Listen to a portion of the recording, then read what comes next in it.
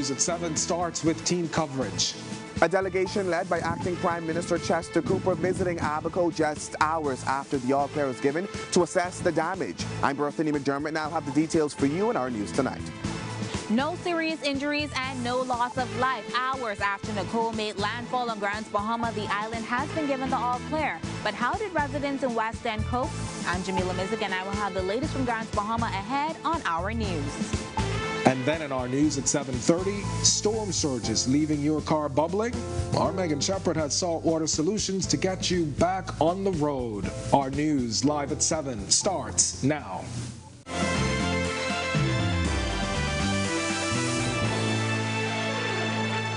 Nicole is behind us, but signs of her trek across these islands still very clear in those impacted communities. Sea swells from the storm, winds packing up to 70 miles per hour, elevating beach erosion, causing major flooding and downed power lines. Welcome to Our News Live at 7. Thanks for joining us tonight. I'm Kendino Knowles. Our team coverage continues tonight with our reporters that have been in the field since the start of this storm, Berthany McDermott in Abaco and Jamila Mizik in Grand Bahama. And we begin with you, Berthany. Now, I know that today was a day of assessments in the affected islands as Acting Prime Minister Chester Cooper led the way. His first stop, obviously, Abaco. What are you seeing, Berthany? Kendino, the delegation visiting a few sites here on Abaco, one of them a shelter. Friendship Tabernacle Church senior pastor Bishop Silbert Mills telling the acting prime minister that while other areas of Abaco were without power and water, evacuees at his church had another option. In the backyard that was serviced by the Samaritans first left for this very purpose. So we activated that and hooked it up to our independent water system. The delegation also visiting the Marsh Harbor Port, an area completely covered by water due to high tides during the storm. When we arrived, workers were there cleaning up the debris. Acting Prime Minister Chester Cooper said it seems Abaco fared quite well. I think this is a good message that we haven't been significantly hurt in terms of our infrastructure, but the message still is that since Dorian, there hasn't been enough investment in infrastructure. Cooper added there needs to be greater focus placed on getting Abaco back to pre-Dorian levels. To this end, he says there are significant foreign direct investments geared towards Abaco. Particularly in the south, there are some significant investments being proposed. The keys are back in terms of its touristic infrastructure. All of this will help to drive the public infrastructure. While over Abaco, Nicole packed more than 65 miles per hour winds, resulting in downed trees and poles in some areas. South and Central Abaco Member of Parliament John Pinder III says this is just another obstacle. Most of the water has receded from those areas, but of course when there is water present and salt water present, there is property damage, business damage, dock damage, and other things. Hours after the all-clear was given, cleanup began and businesses quickly reopened. The acting prime minister also had a chance to visit trailers at the rear of the government complex, which houses government workers. Kendino, soon after the all-clear was given, residents were out and about cleaning up. Roads that were once blocked by downed trees and poles were cleared. Also, we saw officials from Bahamas Power and Light hard at work restoring communities that were disconnected. Kendino? All right, thanks, our Berthany McDermott over in Abaco. And West Grand Bahama residents also impacted. We go now to our Jamila Mizik, who has that angle. That's right, Kendino. Residents in West Grand Bahama breathing a sigh of relief today after Hurricane Nicole passed through what many refer to as the best end. Administrator Ricardo Ferguson talking to us today, and he tells us that despite a few challenges, for the most part, all went well. Even though they stayed, they hunkered down, and there were no lives lost in this storm. The scene on Grand Bahama, a dramatic difference since Category 1 Hurricane Nicole made landfall on the northern island hours before. The island's capital, West End, taking much of the brunt of the storm, and some yards were still filled with water. But cleanup crews wasted no time clearing the road of debris washed up from the sea. West End resident Harold Newton has been living there for more than 50 years, and he says for him Hurricane Nicole was manageable. It wasn't near to what we had before.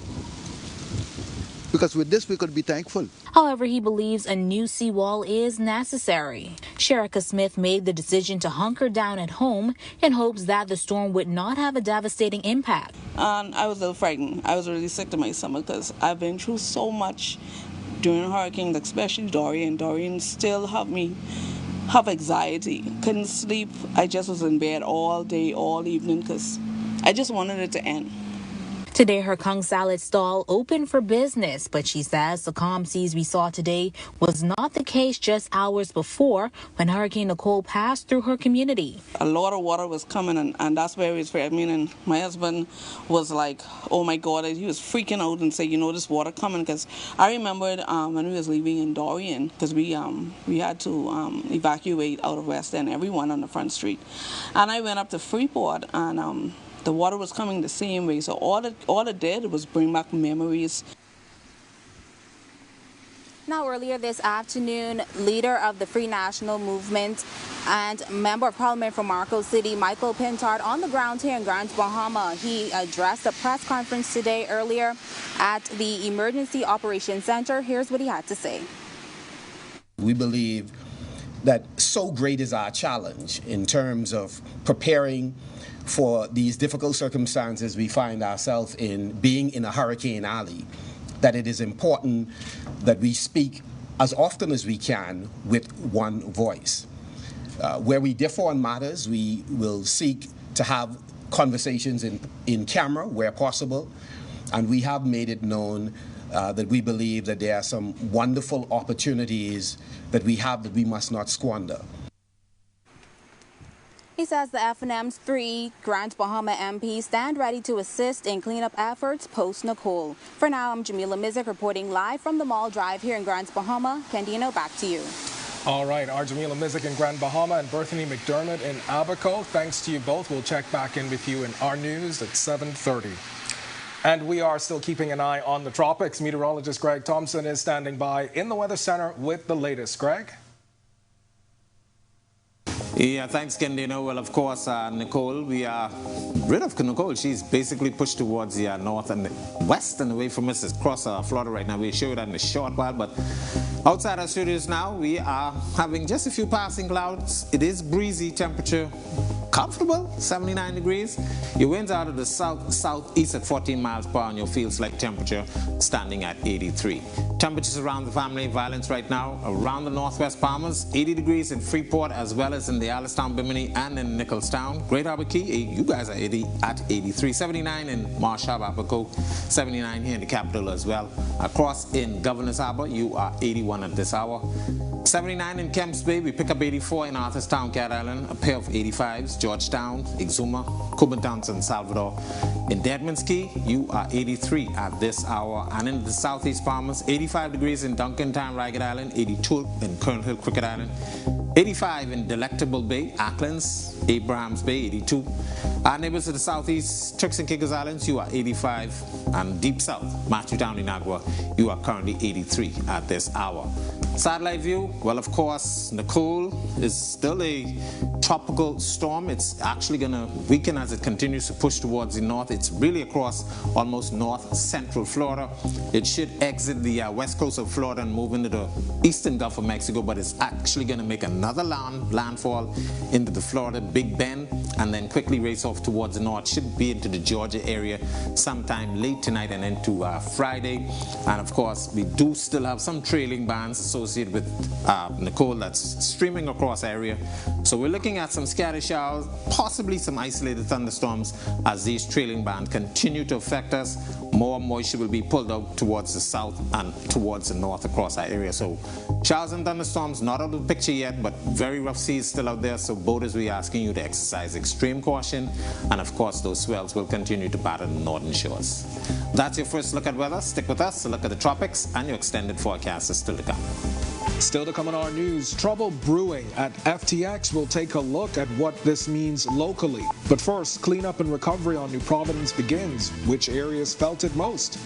And a little later, we take a look at how Biminites fared during Nicole. It's all coming up when our news returns.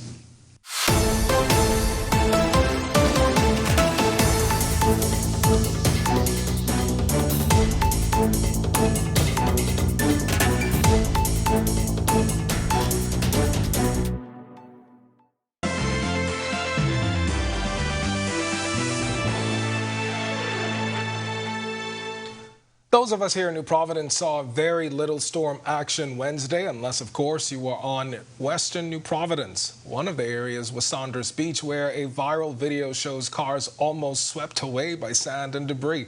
Our Megan Shepard has this update.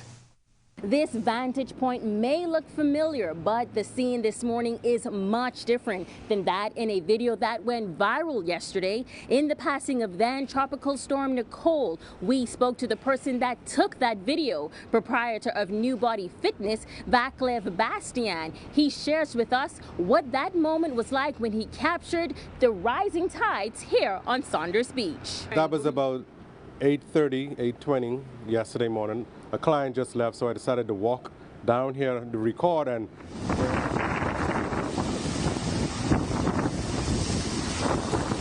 it was scary, but the scene that was beautiful, but it was scary, especially for the drivers. Hervé Swaby also works in the plaza. When he arrives around 7:30 on Wednesday morning, he says the conditions escalated rather quickly. Around 8 o'clock, I see one of my coworkers staring outside through the glass, and she's just having a panic attack. Oh my God, the wave, the wave, the wave! So I look, I'm like, what is this woman talking about?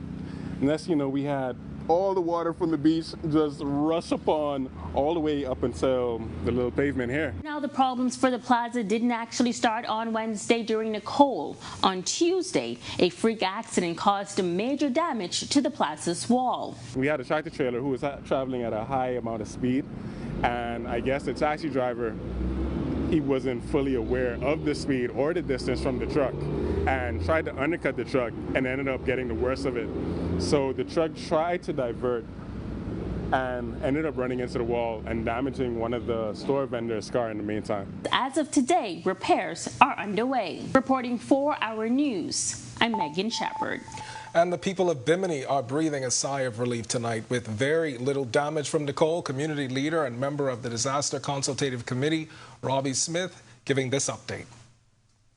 Minimum tree damage. We didn't get no damage like that with the trees. It's just a bunch of leaves and then with a little wind and then would blow around. But otherwise than that, everything else, shingles and them like that. So we did great.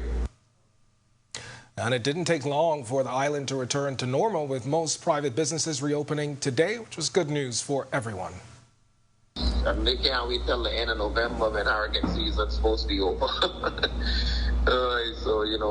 But I want to build up right there, not too far from the Bahamas. That was something strange. So, but everybody out and about. Government office is still closed, I guess, until Cabinet give the release for them to open up tomorrow. But people are opening up their business today. The shops and them are open. A 64-year-old man is in jail tonight charged with sexually molesting a family friend. Maxwell Ferguson of Colony Village is accused of molesting his friend's 12-year-old granddaughter while visiting his home. He's alleged to have had unlawful sexual intercourse with the girl between November and December 2021. Then on January 6th, he allegedly tried to do it again. Ferguson didn't have to plead to the charges and was refused bail, but Ferguson was advised of his right to seek bail in the Supreme Court in January, when he will receive a voluntary bill of indictment. And another 45-year-old man charged with incest after his 22-year-old half-sister accused him of rape. He is free on bail. Prosecutors say the man raped his sister on October 15th. The man, whose name is being withheld to protect his sister's privacy, spent over 2 weeks on remand before he got $9,000 bail. As a condition of his release, he has to sign in at East Street South Police Station weekly. He's also been told to stay away from his alleged victim and other witnesses. Now to another big story we've been following. In the latest in a series of events capturing global attention, the Securities Commission of the Bahamas has frozen local assets of FTX Digital Markets. A statement confirming the commission also suspended the registration and applied to the Supreme Court for a provisional liquidator of FTX. The statement continues that the commission is working with the provisional liquidator to obtain the best possible outcome for customers and other stakeholders. The Bahamas-based FTX is the fourth largest crypto exchange in the world, and this week Bloomberg reporting that the company will need to file for bankruptcy unless it can secure a cash injection for an $8 billion shortfall. It began with reports that FTX was hit with over $6 billion in withdrawal requests in 72 hours. CEO Sam Bankman-Fried apologizing on Twitter in a Twitter thread saying, "I'm sorry." Major cryptocurrency exchange Binance said Wednesday it was walking away from purchasing part of its smaller rival. The company cited mishandled customer funds and alleged U.S. agency investigations as reasons behind the decision. While U.S. Securities Exchange Commission Chair Gary Gensler speaking on the fallout for crypto regulation and investors. This is a very interconnected world in crypto with a few concentrated players at the middle, and one of those concentrated players had the toxic combinations of lack of disclosure, customer money, a lot of leverage, meaning borrowing, and then trying to invest with that. And then when markets turned on them, it appears that a lot of customers lost money. And that's where our mission is about those customers. FTX relocated its headquarters to the Bahamas last year. At the time, they announced plans to invest around $60 million to redevelop a hotel, or to develop, that is, a hotel, a commercial center, and a new headquarters at Bayside Executive Park. This is a story that we are continuing to follow. When our news comes back from the break, we turn our spotlight to stories making headlines across the world as Hurricane Nicole gets downgraded to a tropical storm before making landfall in Florida. Plus, how do you prepare for a hurricane or natural disaster, and how does that differ from your neighbor? A new study wants your input. Plus, a modern Christmas classic makes its film debut on this day in 1990. It's all coming up when our news return.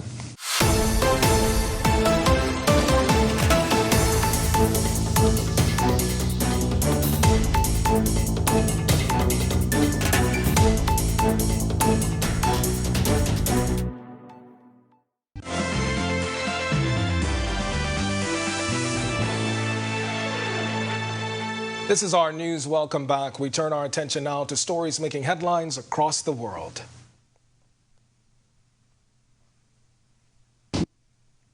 We begin in London, where a public inquiry into a 27-building fire resulting in 72 deaths is drawing a lot of strongly worded attacks on several companies and organizations involved. Richard Millett, KC, lead counsel for the inquiry, said the risks that led to the Grenfell Tower fire were well known and ought to have been known, using words like incompetence, cynical, and possibly dishonest practices to describe the building industry with weak building controls and the failure of the London Fire Brigade to learn lessons from previous fires. He told the hearing that based on the evidence, the panel should conclude that all 72 deaths at the tower in North Kensington were avoidable. The vote count continues for the U.S. midterm elections this week. The results will decide the balance of power over the next 2 years of the Biden presidency. The pace of U.S. inflation was a key issue during the midterms and has eased some, but it's still a decade-high level. Republicans look set to take control of the House of Representatives, but the Senate is still too close to call. Whichever party wins 2 of the 3 outstanding contests in Arizona, Georgia, and Nevada will control the Senate. Georgia's race goes to a runoff election on December 6th. Barbados' Prime Minister Mia Mottley telling COP27, the UN Climate Change Summit in Egypt, that the time for words is over, stressing a need to understand and tackle what she felt was slow progress for the required action to tackle the issue. Earlier, the UN Secretary told countries that the world was on a highway to climate hell with our foot on the accelerator. The speech from Mottley sent an urgent tone as governments sit down for 2 weeks of talks on how to avert the worst climate change. I don't need to repeat the horror and the devastation wreaked upon this earth over the course of the last 12 months since we met in Glasgow.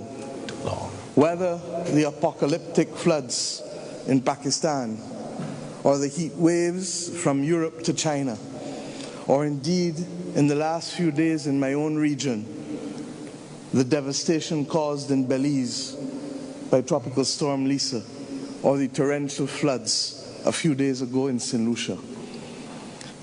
We don't need to repeat it because a picture spoke 1,000 words earlier. All right, and speaking of climate change, Nicole is now miles away, but not before leaving a mark. Now, as the assessment and recovery process begins, a Bahamian studying how individuals and households prepare for disasters is honing in on the issue. Christina Dragovich explains. Bahamas first, putting sustainability first for our people and our environment. What's first for you and the planet comes first for us. I hear statements along the lines of Bahamians are unprepared. It's a very common statement. We hear it a lot. But I often question the validity of that statement, considering the fact that there's no research being done to validate that statement. What does it mean to be prepared, and how does one household differ from another?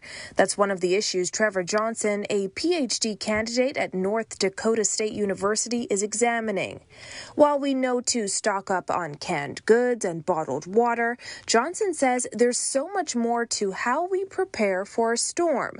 But the problem is there's not much research behind it in this part of the world. There's not even much research done in the Caribbean region about how prepared individuals and households are. So the extent of how we prepare for a disaster can be influenced by a number of factors. Do any of these sound familiar? Could it be a matter of income, age, risk perception, disaster experience? So we're interested in understanding all of those factors. Against that, we're not simply asking people how prepared they are based on a list of 5 or 6 items like canned goods, bottled water, and a flashlight, but we're looking at a more nuanced and grounded understanding of preparedness. And the steps to recovery may also be impacted by how connected you are to information and your mental and physical capacity. To help Johnson's research, follow the link on the Our News Bahamas Facebook page. Reporting for Our News, I'm Christina Dragovich. Still to come on Our News, today in history, find out interesting facts about the day that was November 10 and the debut of a beloved children's show for generations. Plus, Greg is back with your extended weather forecast. And then in Our News at 7:30, most people stay indoors during a storm, but a group of local storm chasers jumped at the opportunity. Their story is coming up when Our News returns.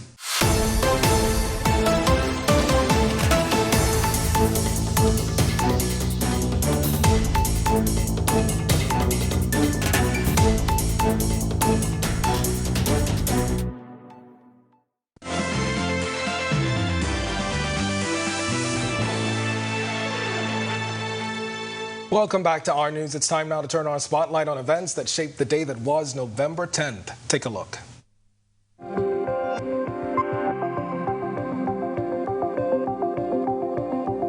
On November 10, 1898, the multiracial fusionist Republican and populist city government of Wilmington, North Carolina, was violently overthrown, and as many as 60 black Americans were killed in a premeditated murder spree.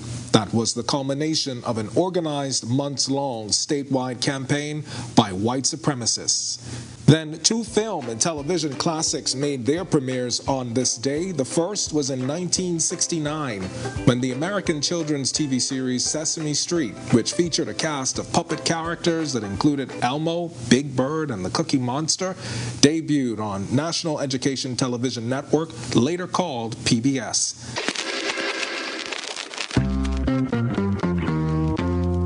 Then in 1990, the American comedy Home Alone, written by John Hughes and starring Macaulay Culkin, had its world premiere, a huge hit that spawned a number of sequels and became a TV staple during the Christmas holidays.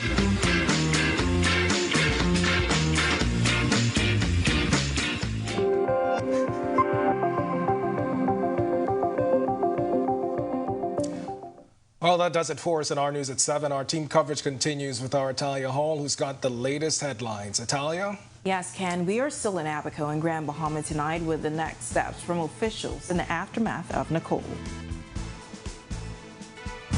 Our News Live at 7:30 has team coverage of the aftermath of Nicole, as Acting Prime Minister Chester Cooper making an assessment visit to the affected islands today, noting the need to take action on shanty towns and restore infrastructure. Plus, does wild weather pique your interest? While local storm chasers may have an opportunity for you. And storm surge from Nicole leaving your car feeling waterlogged? Our Megan Shepard examines some saltwater solutions to save your ride.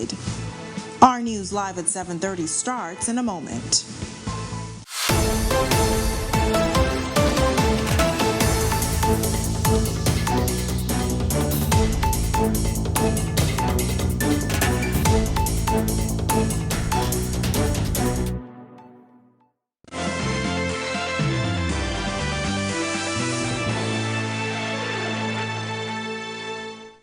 Hurricane Nicole now back to a tropical storm, leaving behind some cleanup, but more sighs of relief more than anything else. Welcome to our news and thank you for joining us. I'm Natalia Hall. Our team coverage of the aftermath continues tonight with our reporters in the field, Bethany McDermott in Abaco and Jamila Mizik in Grand Bahama. Jamila, we begin with you tonight. Thank you, Italia. A meeting wrapping up just moments ago here in Grand Bahama at the Emergency Operations Center, where key stakeholders gave their initial assessments following Nicole's impact here on Grand Bahama. Now, Administrator for East Grand Bahama, Gilbert Kemp, telling us that more than 45 persons evacuated off Sweetings Key and almost 300 persons in East Grand Bahama. Meanwhile, Social Services Chief Welfare Officer Dorothea Gomez noted that 12 shelters were opened on Grand Bahama. 109 persons were housed at those shelters and no incidents there. As for power, the Grand Bahama Power Company COO Nikita Mulling says the system held up well.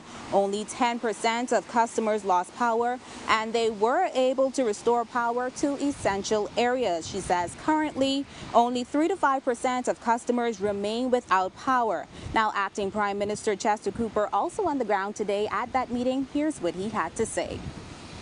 I want to say a special thank you to all of the people of Grand Bahama who heeded the warnings of NEMA, who went to shelters, who sought the support of family where they needed to, in stronger homes and on higher grounds. I believe what we saw through the management and through the support of the public for this hurricane is the model that we can use into the future. Now, earlier today, I took a trip back down to West End just to find out how residents there coped during Hurricane Nicole. It wasn't near to what we had before, because with this we could be thankful. We could straighten this out in a matter of seconds or minutes.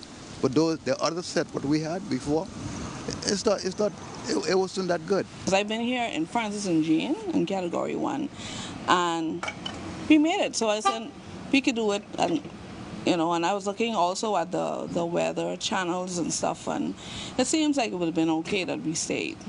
And I was a little frightened. I was really sick to my stomach because I've been through so much during hurricanes, especially Dorian. Dorian still have anxiety. Couldn't sleep. I just was in bed all day, all evening, because I just wanted it to end.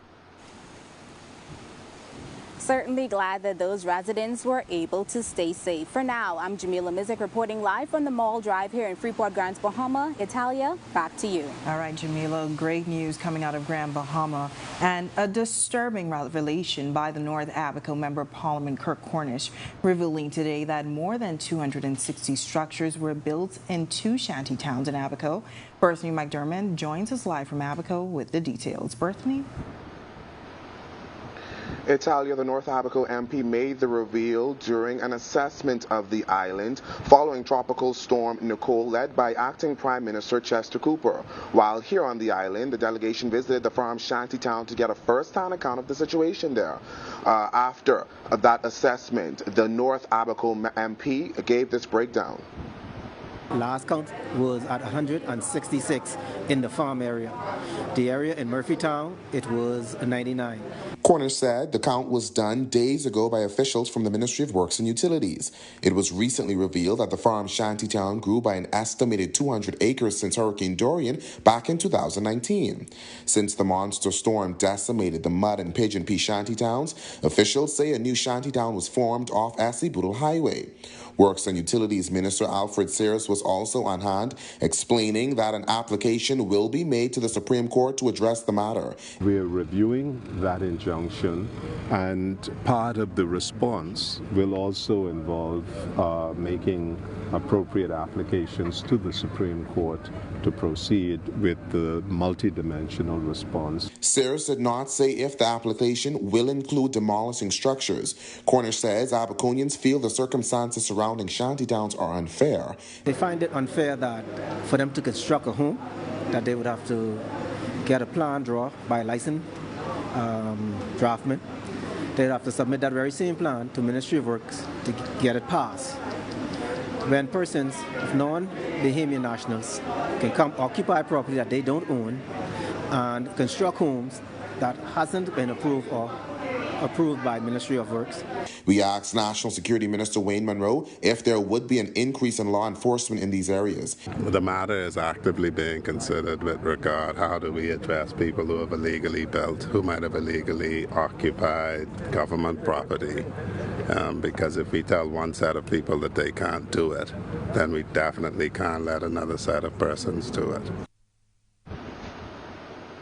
Now again, Italia, the visit to this farm shanty town came after an assessment of the island following Tropical Storm Nicole. Now while the island experienced severe flooding in most areas, the Deputy Prime Minister saying the island fared pretty well. I think this is a good message that we haven't been significantly hurt in terms of our infrastructure, but the message still is that since Dorian, there hasn't been enough investment in infrastructure.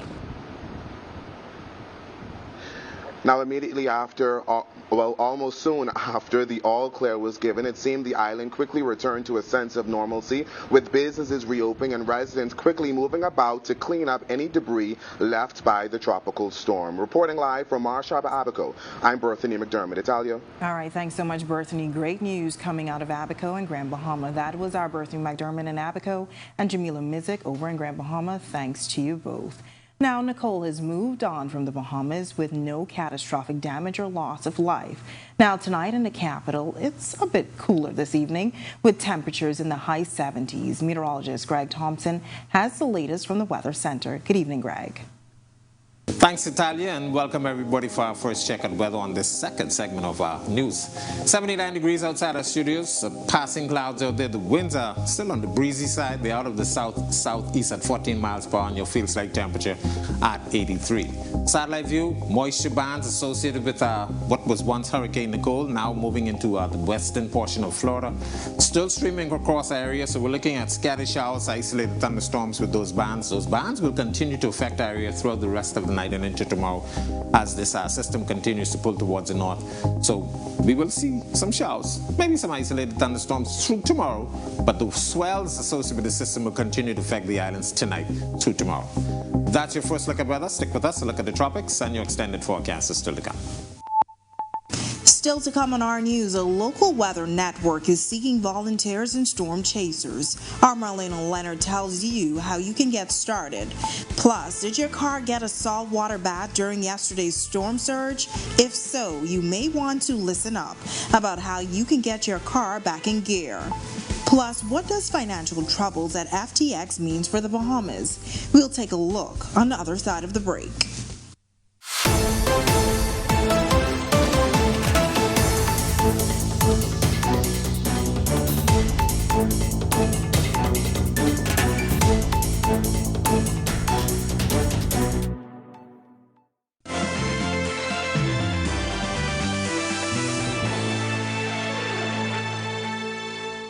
November is National Volunteer Month, and while that may conjure up images of simple but meaningful tasks like walking shelter dogs or helping in beach cleanup, some people want their community service to have a little more excitement. One of our local volunteer storm chasers Weather Network offers just that. Marlena Leonard has the story.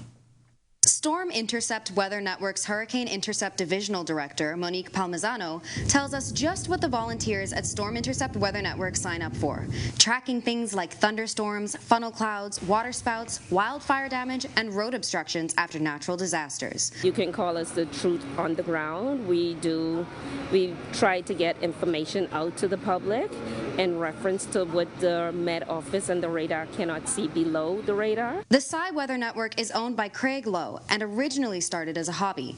Now, the network has over 30 active stormwatch spotters. They also install state-of-the-art weather stations, with 2 recent installations in Nassau, and they're hoping to install 5 others in Abaco, Exuma, Eleuthera, Long Island, and Inagua. With Hurricane Nicole, crews were out on the streets of New Providence yesterday surveying the effects of the storm surge.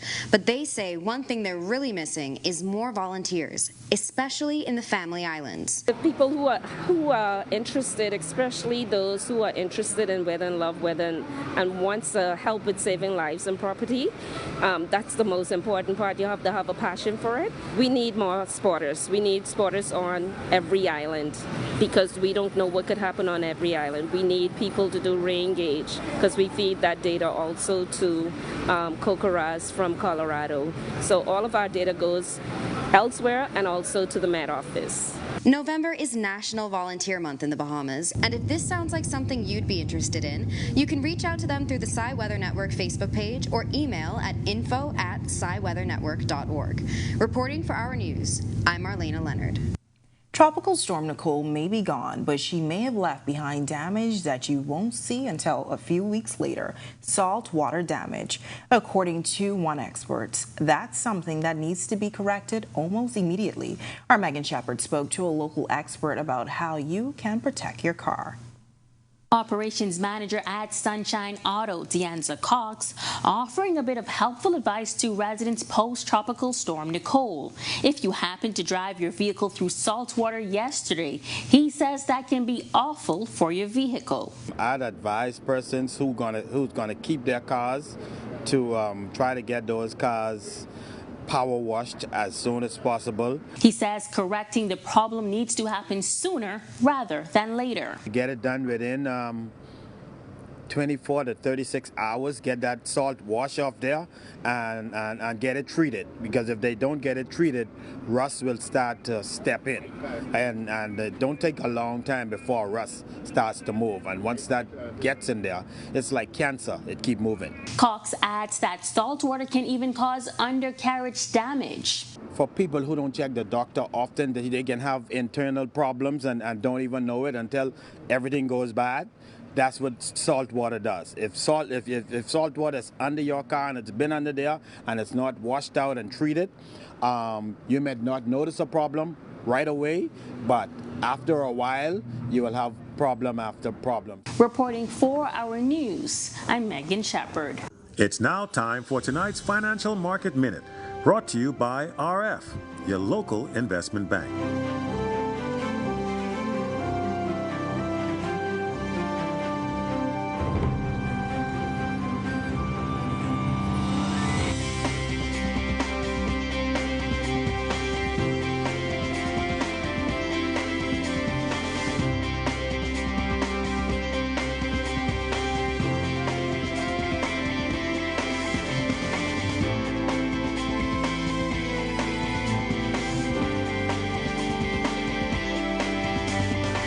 This has been your Financial Market Minute. To explore the best performing mutual funds in the Bahamas, visit our website at www.rfgroup.com.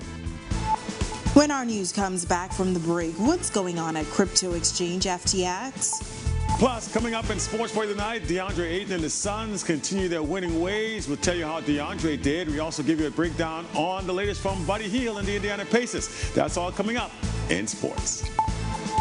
Bring out the fascinators and gloves. A high tea tradition is making a return for a good cause. We have all of the details when Our News returns.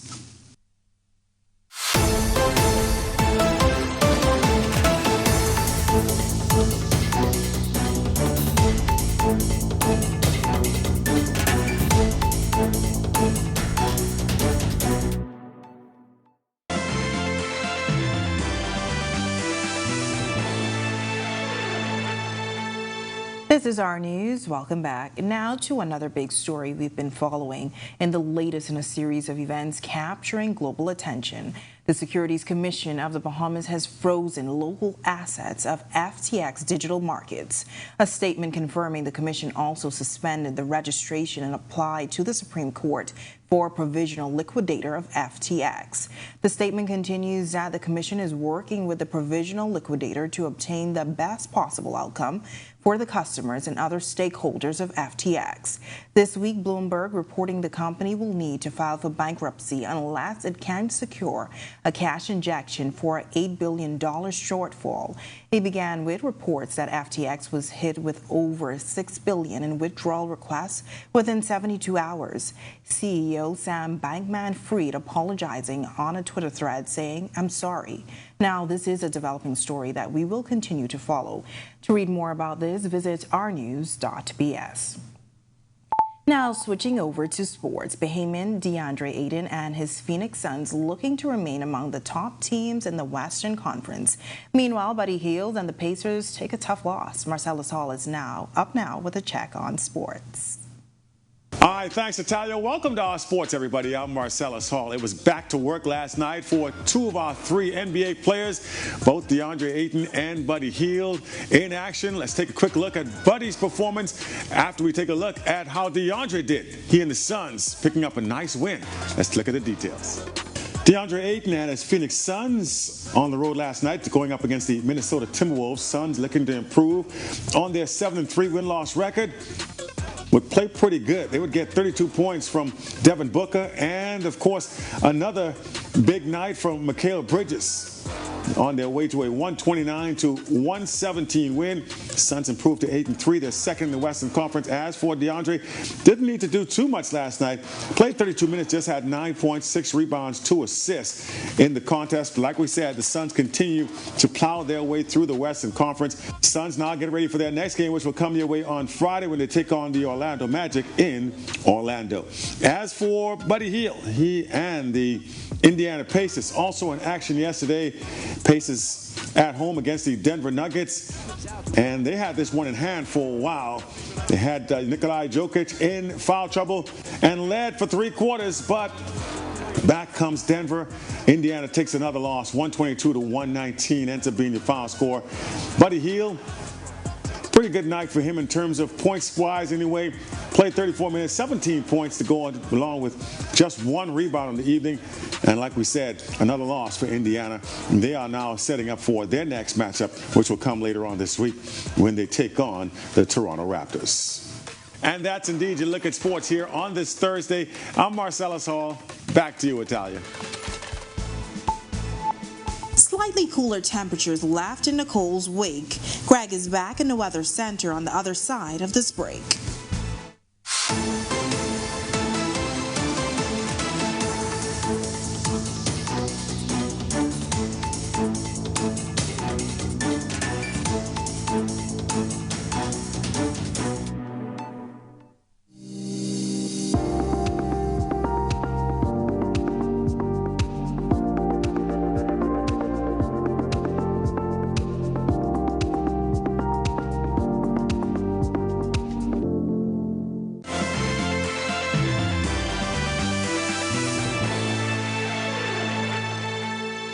Welcome back to our news. We're anticipating mostly sunny skies heading into the weekend. Greg is back in the Weather Center with your extended weather forecast. Greg?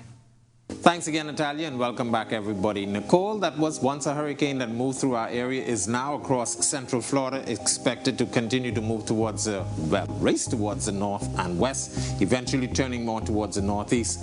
Moisture associated with that system still trailing across our area. We are seeing some southerly flow that's bringing in that moisture from the Caribbean. So we're looking for some scattered showers and some isolated thunderstorms to continue through our area tonight to tomorrow as Nicole continues to pull towards the north and away from us. The remainder of the tropics quiet. We are still seeing some significant swells out there, so we're asking you boaters and you beachgoers to exercise extreme caution. Of course, you know, we had some serious damages to the northern shores with those large swells battering waves. But that is supposed to subside by the weekend, but the swells will continue through tomorrow, possibly up to 8 feet, mainly along the northern and Atlantic exposed shorelines of the islands. So once again, we do ask that you exercise extreme caution. Taking a look at our future radar, this is what's going to be happening over the next several hours. Moisture, as I mentioned, continuing to stream across the area. We're looking for some more scattered showers and isolated thunderstorms, as I mentioned, tonight to tomorrow. So just make sure you keep that in mind if you have any outdoor plans. Speaking of the boating conditions, we're asking you beachgoers and boaters to really stay out of the water, but we have an advisory posted. Your winds are falling off southeast to south at 10 to 15 knots.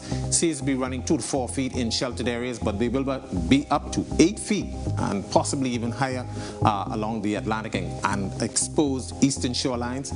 So do exercise caution. High tide will be at 8:59 tonight. Here's a look now at your national forecast.